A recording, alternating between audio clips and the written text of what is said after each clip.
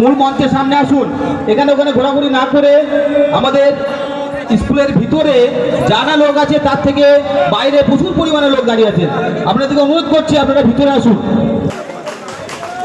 হাততালি সাহেব।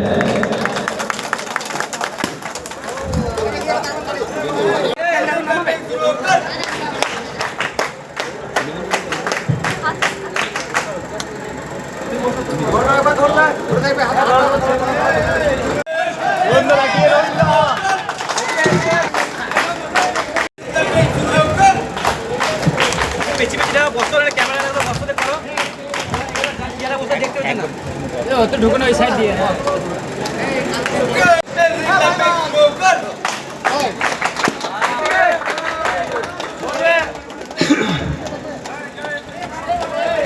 এরপর প্রধান মঙ্গলকোট গ্রাম পঞ্চায়েত আমাদের পাশে আমরা আসন গ্রহণ করুন, আপনার চেয়ারে বসুন, চেয়ারে বসুন, আপনাদেরকে অনুরোধ করছি চেয়ারে বসুন।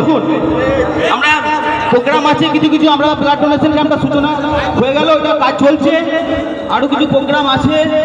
আমরা দয়া করে বলছি আপনারা সামনের দিকটা বসুন।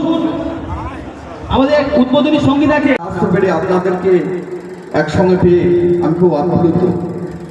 আমি ধন্যবাদ জানাই মঙ্গলকোট গ্রাম পঞ্চায়েতকে, যারা প্রতিনিয়ত মানুষের সেবায় সকলের পাশে থাকুন, সহযোগিতা করুন, মানুষের সঙ্গে ভালো ব্যবহার করুন। সকলে ভালো থাকুন, ধন্যবাদ।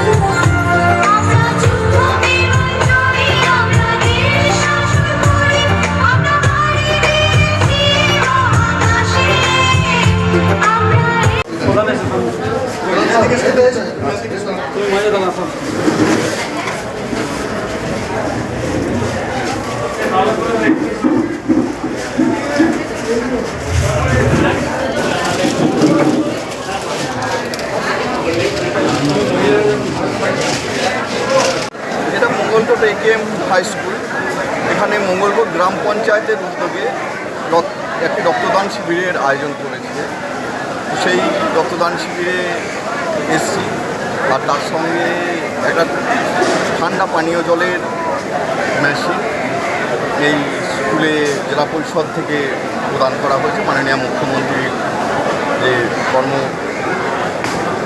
জোয়ার চলছে, উন্নয়নের জোয়ার চলছে, তাদের সামিল হয়ে জেলা পরিষদের তরফে একটি ঠান্ডা পানীয় জল সেটা এখানে সমস্ত স্তরের মানুষ, এলাকাবাসীরা এসছেন, বিভিন্ন স্তরের জনপ্রতিনিধিরা রয়েছে, সকলে মিলে সুন্দরভাবে রক্তের এমনি সংকট চলছে কয়েকদিন ধরেই বর্ধমান ব্লাড ব্যাঙ্কে, আপনারা জানেন। তো সেই রক্তের যাতে ঘাটতি না পড়ে ব্লাড ব্যাঙ্কের সাথে সামিল হয়ে মঙ্গলকোট গ্রাম পঞ্চায়েত এই উদ্যোগ নিয়েছে। ভালো কাজ, ধন্যবাদ জানাই মঙ্গলকোট গ্রাম পঞ্চায়েতকে। দাদা, আজ দীর্ঘদিন পর মঙ্গলকোটের তৃণমূল কর্মী সমর্থকদের মধ্যে উৎসাহ জনজোয়ার আমাদের চোখে পড়ে। এটা কোনো দলীয় পার্টির প্রোগ্রাম নয়, এটা গ্রাম পঞ্চায়েতের সরকারি লেভেলের প্রোগ্রাম। সাধারণ মানুষ তো একটা দলের রাজনৈতিক দলে থাকে, সাধারণ মানুষ খুব উচ্ছ্বাস রয়েছে, এটা দেখতে পাচ্ছেন। এই কর্মসূচিতে বর্তমান বিধায়ককে দেখা যাচ্ছে না, সবাই সবার মতো ব্যস্ত থাকে। আমি আমার মতো একদিকে যাই, সকালে বেরিয়ে যাই। এই প্রত্যেকের মাননীয় মুখ্যমন্ত্রীর নেতৃত্বে যারা জনপ্রতিনিধি আছে, বিভিন্ন স্তরে কাজ করি, সবাই সবার কাজ নিয়ে ব্যস্ত থাকে। একসঙ্গে তো সবাই সব জায়গায় কাজ সম্ভব হয় না। হয়তো অনেকজন সেই প্রোগ্রামে থাকলেও আমি সেখানে থাকতে পারিনি, এরকম হয়। এটা একটা হয়ে থাকে, কেন কাজ ভাগ করে নিতে হয়, কাজ ভাগ করে করাই ভালো। সেইটাই আজকের রক্তদান শিবিরে মহিলাদের সতেরো হয়ে দেখলাম। মহিলাদের তো সারা আমি তো গুণে এখনও বলতে পারবো না কত হয়েছে, তখন তো 50 পেরিয়ে গিয়েছে, এখন আর কি অবস্থা আমি বলতে পারবো না। মহিলাদের আগ্রহটা চরম, এবং এই এলাকার মহিলারা যে এত সংস্কারবাদী এবং সমাজ সচেতন, এটা আমার খুব ভালো লাগে। কি বার্তা দেবেন আজকে রক্তদান? মানুষের পাশে থাকুন, মানুষকে ভালোবাসুন, মানুষের একটু সহযোগিতা করুন।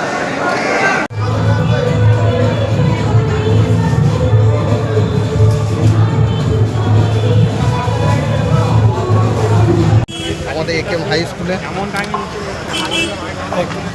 উদ্বোধন হচ্ছে কে কে করলেন উদ্বোধন? উদ্বোধন এসেছিল আমাদের জেলা পরিষদের সভাধিপতি শ্যামপ্রসন্ন লোহার মহাশয়। আজ কি বার্তা দিলেন?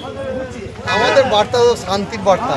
মমতা ব্যানার্জি আমাদের শান্তির বার্তা, আমরাও তারই সঙ্গে, আমরাও শান্তির বার্তা। কতজন রক্ত দিচ্ছে? ভালো থাকুক, কতজন রক্ত সকলেই সুস্থ থাকুক।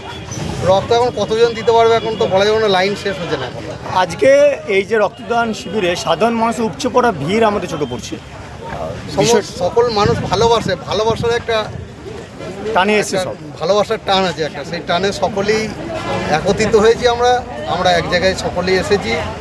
এখানে বর্তমান বিধায়ক অপূর্ব চৌধুরীকে দেখা গেল না, কি বলবেন? জানি না কী কারণে, উনি হয়তো ব্যস্ত আছে, ওনার কাজে হয়তো কোনো ব্যস্ততা আছে, তার জন্য হয়তো উনি আসতে পারবেন। নিমন্ত্রণ করা হয়েছিল ওনাকে? যাই বাহক, আমি দলের তরফ থেকে নিমন্ত্রণ কার্ড যিনি দিচ্ছেন হয়তো তিনি ভালো বলতে পারবেন। দাদা, আগে মঙ্গলকোট ছিল রক্ত নেওয়ার জায়গা, আজকে মঙ্গলকোট রক্ত দান করছে, বিষয়টা কি বলবেন? মঙ্গলকোটে তো আমি আসার পর একটা গিটে বোমও ফুটে নেই, একবারে শান্তি, একবারে মানুষ ভালোবাসায়, যে মানুষ আজকে শান্তিতে ঘুমোইতে পেয়েছে। মানুষ ছেলে পিলেরা সন্ধে লাগলে ঘর ঢুকে পড়তো, তো আজকে সকলেই সেই রাত্রে ফিরছে, আসছে, নিরাপদে বাড়ি ফিরছে, তার শান্তিতে বসবাস করছে। সকল শ্রেণীর মানুষ একসঙ্গে বসবাস করছি আমরা। দাদা, এই রক্তদান শিবিরে আরেকটা ছবি দেখলাম, এক্স উপপ্রধান মঙ্গলকোটের এবং বর্তমান উপপ্রধান দুজনকেই দেখছি, কি বলবেন? আমরা দুজনে একই অঞ্চলের বাড়ি, দুজনে আমাদের। তো আমরা দুজনে একসঙ্গে উনি এসছেন, ওনাকে নিমন্ত্রিত করা হয়েছিল, উনি এসছেন। জয় বাংলা।